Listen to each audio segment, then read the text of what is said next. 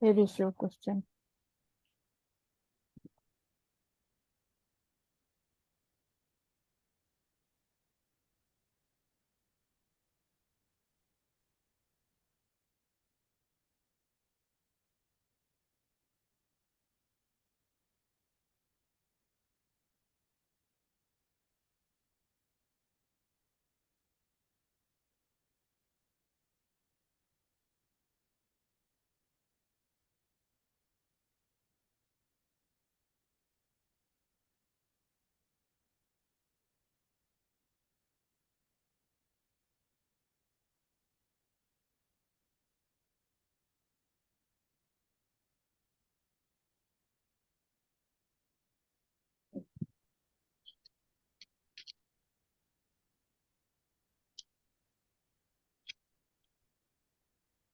Right, so if you have read and understood, considering the surgical and administration, let's begin. Can you please identify and tell me what kind of image are you looking at? This is an image showing fossas of the skull, Okay, anterior, middle, and posterior cranial fossa. yes. What is number 11, if you can identify and tell me, please? 11? Number 11 is foramen magnum. What passes through this foramen? Vertebral artery, anterior spinal artery, posterior spinal artery, spinal root of accessory nerve, Yes, medulla oblongata, apical ligament of dens, yes. and And one did more. you mention meninges and what else? Tectorial membrane. Okay, and anything else? All right, we'll No, come back to that one later. Can you please tell me the boundaries of the middle cranial fossa? Which one is middle cranial fossa here? Is it this one? One is marked as MCF. Yes, very good. Middle cranial fossa, yes. So what are the boundaries, please? Anteromedially, the limbus of the sphenoid, anterolaterally, lesser wing of sphenoid, posteromedially, dorsum, sella, and posterolaterally, petrous part of temporal bone. Okay. And right. Floor is formed by the body and greater wing of sphenoid. Yes. And what are the contents of this middle cranial fossa? Pituitary gland and temporal lobe. All right. Can you identify the trigeminal impression for trigeminal ganglion? Number 44. 44. Okay, good. Can you please tell me when the lesion passes or metastasize to the skull, how do they appear if X-ray is taken? Usually as lytic lesions. All right. Can you name the conditions which transmits to the skull or metastasizes to the, yes? Yeah, metastasis of thyroid, breast, Yes. lungs, prostate, and also The most common ones, yes. Like Paget's disease, Pegasus, osteomyelitis, multiple myeloma, meningioma, yes, multiple osteomyeloma, myeloma, yes, these are the most common ones. sarcoidosis, yes. All right, can you identify foramen spinosum? Number 14. 14 or 40? 1, 4. Okay, 14, yes. What else passes through it? Middle meningeal artery and Yes. meningeal branch of mandibular nerve. All right, good. Which one is foramen rotundum? Number 13. Which one? 13, 1, 3. 13. Where is it? 13 on the right side, ma'am. Oh, yes. Okay. What about number 12? Which one is 12? 12 is foramen ovale. There is foramen rotundum. Foramen ovale. Okay, this is foramen ovale. All right. So what is 46?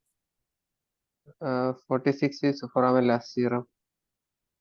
I think you have to look at that again because Okay. yeah, that is fossa lacerum. Yes, good. That is beyond. Yes. All right. Okay. Can you identify number 30? 30 here? Yes, but that's jugular foramen. Very good. What passes through it? Inferior petrosal sinus, 9, 10, 11 cranial nerves, Yes. and sigmoid sinus, and Okay. finally internal jugular vein. What is number 4? Number 4 is clivus. Why does it call clivus?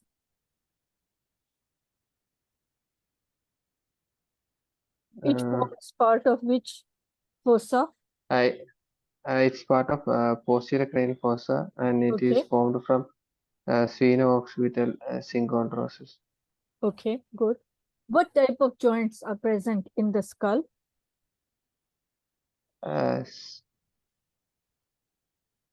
Synarthrosis, fibrous joints. Fibrous, okay. What are the characteristics of fibrous joints? They are joints, but there won't be any movement at these joints. And Okay. And there is something in between two fibrous joints? yes, there's Sharpie fibers. They will be connected by Sharpie fibers. We'll come back to that later. Okay. Can you Okay. tell me, on the outside of the skull, I don't have that image here, there is one point which is called pterion. How is it formed? Or what It is formed by the junction of frontal, parietal, sphenoid, and temporal bone. bones? Yes. And what is the clinical significance of The anterior pterion? division of middle vein laterally lies posterior to the inner part of the pterion, and any injury at this area can damage this vessel, resulting in extradural hematoma. What are the signs and symptoms of extradural hemorrhage or hematoma?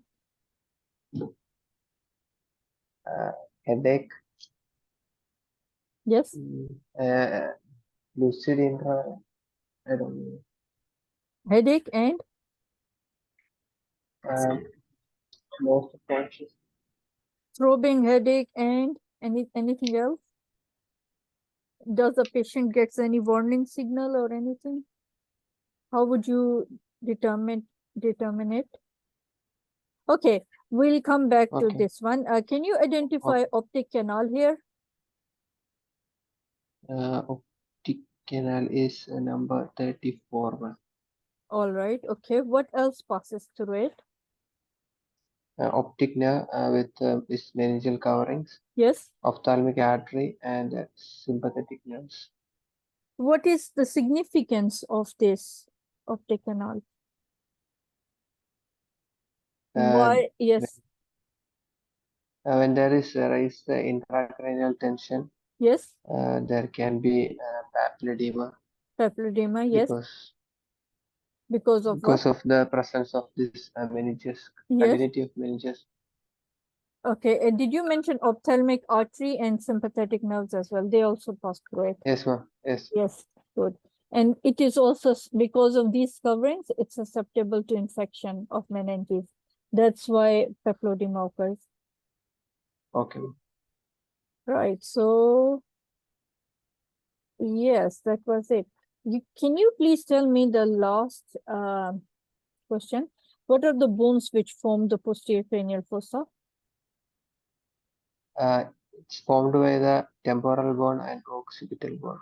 And parietal as well. What is tentorium cerebelli? Tentorium cerebelli is the dural fold in the posterior cranial fossa. Yes. That separates the cerebrum from cerebellum. Yes, it forms the superior boundary of the posterior cranial fossa as well. Okay. Yes, good. Very good. So you knew most of the ones. All the common ones I've already asked you.